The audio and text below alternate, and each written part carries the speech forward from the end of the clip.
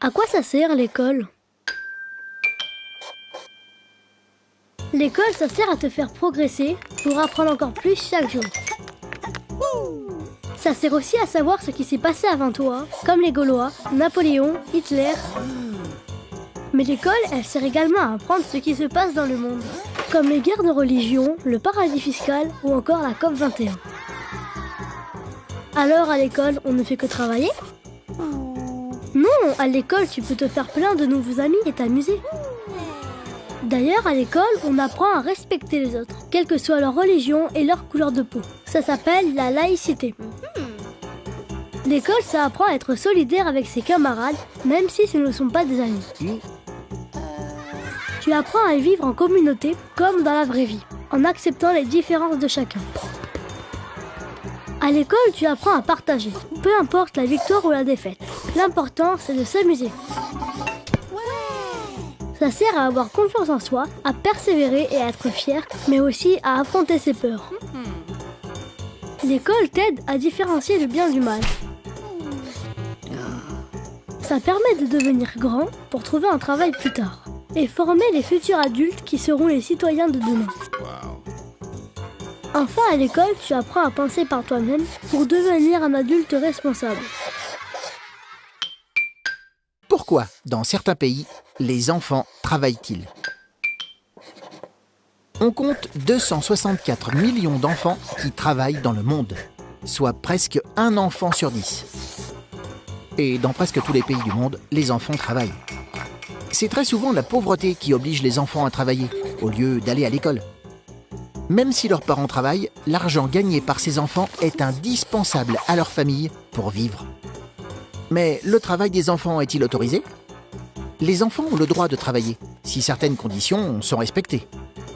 Ainsi, des textes internationaux, comme la Convention internationale des droits de l'enfant ou la Convention 182, encadrent le travail des enfants avec des règles très strictes.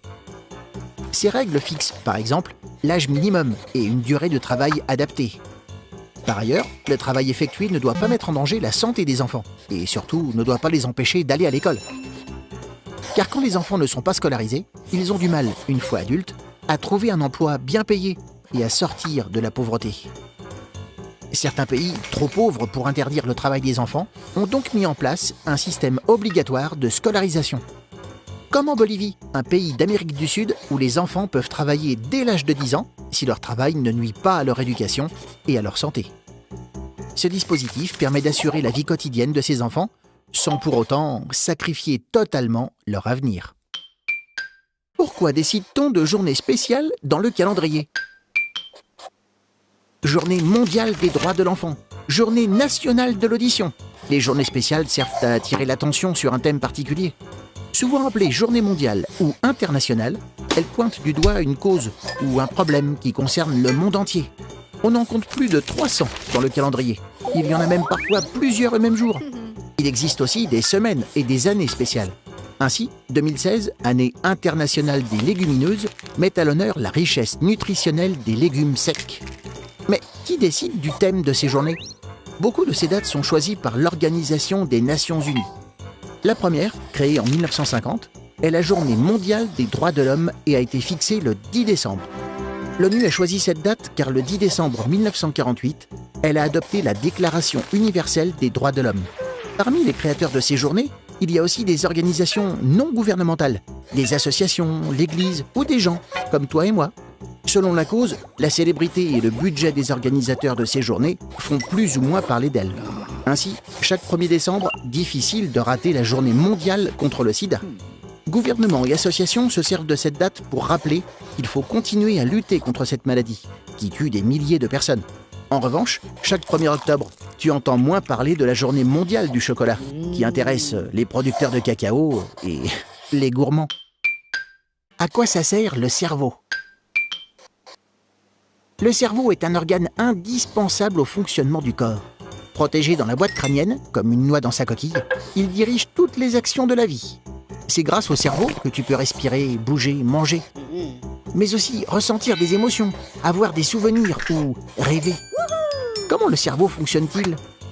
Le cerveau, c'est un super ordinateur connecté 24 heures sur 24 avec le reste de ton corps. Il reçoit en permanence des informations qui proviennent de ta peau, tes yeux ou tes oreilles, qui lui sont transmises par des milliards de neurones, des cellules qui communiquent entre elles par des signaux électriques. Ces signaux circulent dans le corps à travers des sortes de câbles, tes nerfs. Puis ils passent par ta moelle épinière, dans ta colonne vertébrale, et vont jusqu'à ton cerveau. C'est le système nerveux. Chaque information transmise au cerveau est ensuite traitée dans une zone différente. Si tu goûtes un piment ultra piquant, un signal est envoyé vers le cortex gustatif. Cette partie du cerveau analyse l'information et la transmet dans la zone dédiée à la prise de décision. L'ordre part ensuite du cortex moteur, qui commande les mouvements, et parcourt le chemin inverse. Le tout en moins d'un quart de seconde. Et tu recraches le piment illico.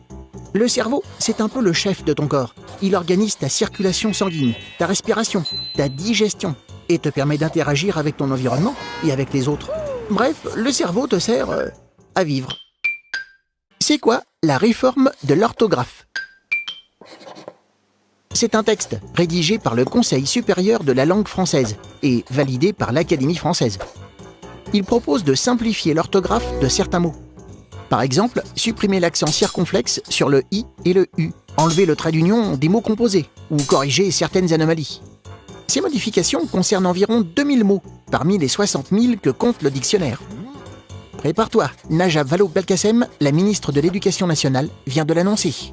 Ces changements devront s'appliquer dès la rentrée scolaire 2016. Chic, cela te fera peut-être moins de fautes dans ta dictée. Mais tout le monde n'est pas aussi content. Aux yeux de certains, on appauvrit le français. Pourtant, ce n'est pas la première fois que l'orthographe des mots change. La langue française est une langue vivante qui a beaucoup évolué. Sa première version écrite remonte à 842. On choisit alors d'orthographier les mots en fonction de leurs origines. C'est pour ça qu'aujourd'hui tu écris « compter » à cause du latin « computare ». Et en ancien français, la langue du Moyen-Âge, on conduisait les chevals au pré et on mangeait du fromage. L'orthographe change parce que les usages changent, la façon de parler, les habitudes d'écriture. Aujourd'hui, tu appliques peut-être déjà certains changements de la réforme de l'orthographe, sans le savoir. Rassure-toi, pour le moment, les 2 orthographes seront autorisées, jusqu'à ce que les habitudes décident. Pourquoi veut-on supprimer les classes européennes ? La réforme du collège, qui doit entrer en vigueur à la rentrée 2016, vise notamment à renforcer l'apprentissage des langues. L'une des réformes phares, les cours de langue vivante 2, LV2, commenceront en 5e et non plus en 4e. Par contre, les classes européennes vont disparaître. Drôle d'idée pour favoriser l'enseignement des langues. Mais au fait, c'est quoi exactement les classes européennes ? Dans une section de ce type, on apprend les langues vivantes de manière soutenue dès la 6e, la 4e ou la seconde. Au lycée, on étudie des matières comme l'histoire géo ou la physique en anglais, en espagnol, en allemand ou dans une autre langue. Si le gouvernement veut supprimer ces classes, c'est parce qu'il les juge élitistes, c'est-à-dire qu'elles ne profiteraient qu'à une minorité d'élèves. Or, la connaissance d'une ou plusieurs langues étrangères est aujourd'hui très importante pour trouver un emploi. L'idée est donc de donner davantage d'heures de langue vivante à tous les élèves. Ils auront ainsi 2h30 de LV2 par semaine dès la 5e, et autant en 4e et 3e. Quant à la première langue vivante, LV1, elle sera enseignée à tous dès le CP. Ce projet suscite de nombreuses oppositions, car avec les classes européennes, c'est une filière d'excellence qui disparaît. Mais selon des études internationales, l'école française est l'une des plus inégalitaires au monde. Elle ne permet pas assez aux élèves issus de milieux défavorisés de s'en sortir. Le gouvernement a donc fait ce choix pour favoriser la mixité sociale et l'égalité des chances. Réussira-t-il son pari ? Tu te poses des questions ? Nous, on y répond.